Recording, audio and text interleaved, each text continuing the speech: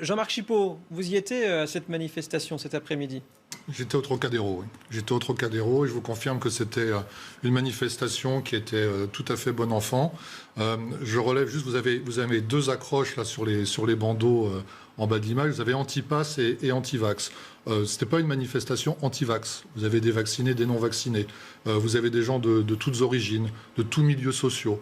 Et moi, ce que j'ai entendu sur la manifestation, principalement, c'est le mot liberté qui était repris à l'unisson. Mais c'est important, je crois. Il y a le président de la République et le gouvernement se sont livrés à un exercice vraiment de clivage très important récemment. Je pense qu'il faut apaiser la situation, il ne faut pas en rajouter. Il y a des gens qui sont vaccinés, qui sont contre ce projet de loi de passe sanitaire. Mais il y a ce défi de la crise sanitaire actuellement. Jean-Marc Chipot, pour relever ce défi de cette crise sanitaire, est-ce qu'il faut boycotter les mesures ? Moi, je voudrais, si vous permettez, je vous répondrai, mais je voudrais rebondir sur ce qui vient d'être dit. Les Français se sont adaptés à tout.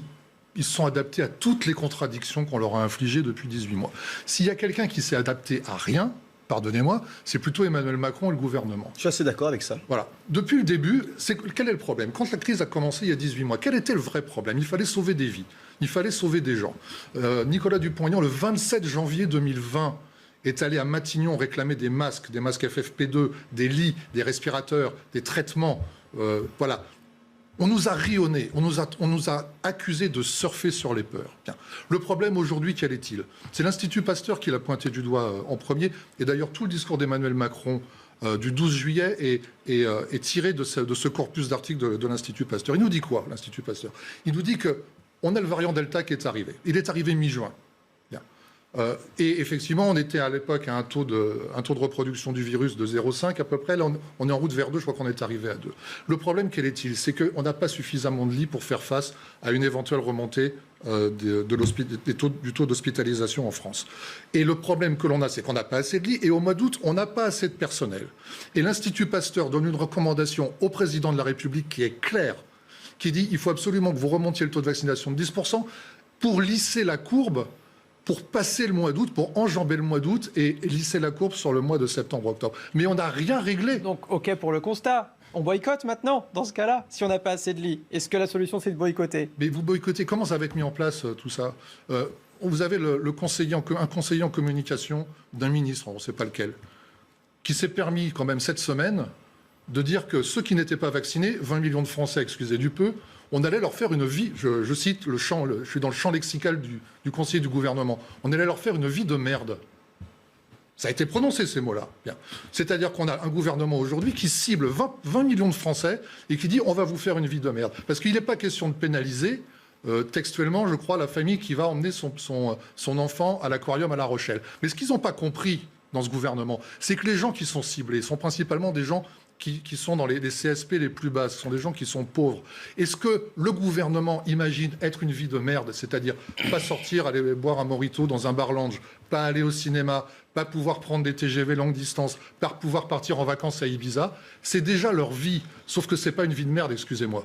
C'est leur vie. Je voudrais juste rappeler qu'au contraire, ce sont les exploiteurs de la frustration parfois légitime d'un peuple qui amènent demain un pouvoir autoritaire. Donc, de grâce, mettons les choses et les mots à leur place. Jean-Marc Chipot. Oui, ça va 5 minutes maintenant. Quand vous commencez à jeter l'opprobre comme ça sur les gens, je vous rappelle, je reviens à ce que je disais tout à l'heure, au mois de janvier 2020, quand Nicolas Dupont-Aignan proposait des solutions, qu'on lui riait au nez. On n'a pas parlé de M. Dupont-Aignan. Non, si, il a parlé de M. Dupont-Aignan, pardonnez-moi.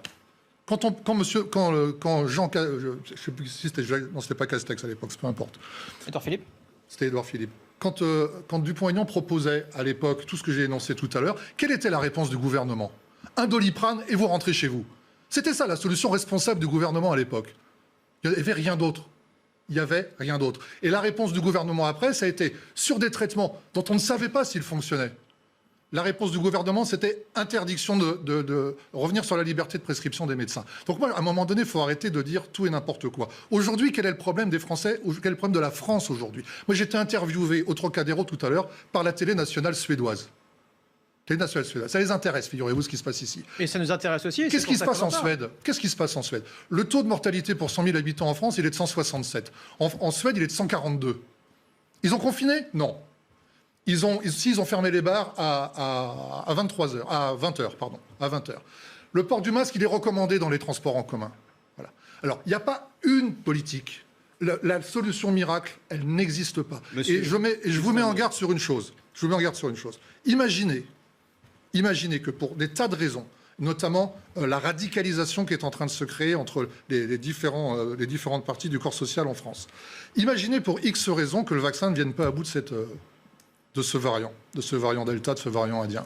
Est-ce que vous imaginez les conséquences après sur la crédibilité des vaccins en France? Je vous rappelle qu'en Afrique, c'était le directeur général de l'OMS qui soulignait ça, Monsieur Ghebreyesus, qui disait en Afrique, avec tout ce qu'on a entendu sur le vaccin, il y a une chute dramatique du consentement à la vaccination sur tous les vaccins confondus. Non, mais peut-être que M. Dupont-Aignan a fait quelques propositions intéressantes, mais il a aussi joué le jeu de la démagogie. C'est la raison pour laquelle on n'écoute jamais rien. Vous avez la voix présidentielle qui tombe du ciel sur le peuple. L'examen à l'Assemblée nationale dans la nuit de jeudi à vendredi était exemplaire. Un amendement rejeté, un amendement rejeté. Moi j'ai un message pour le gouvernement.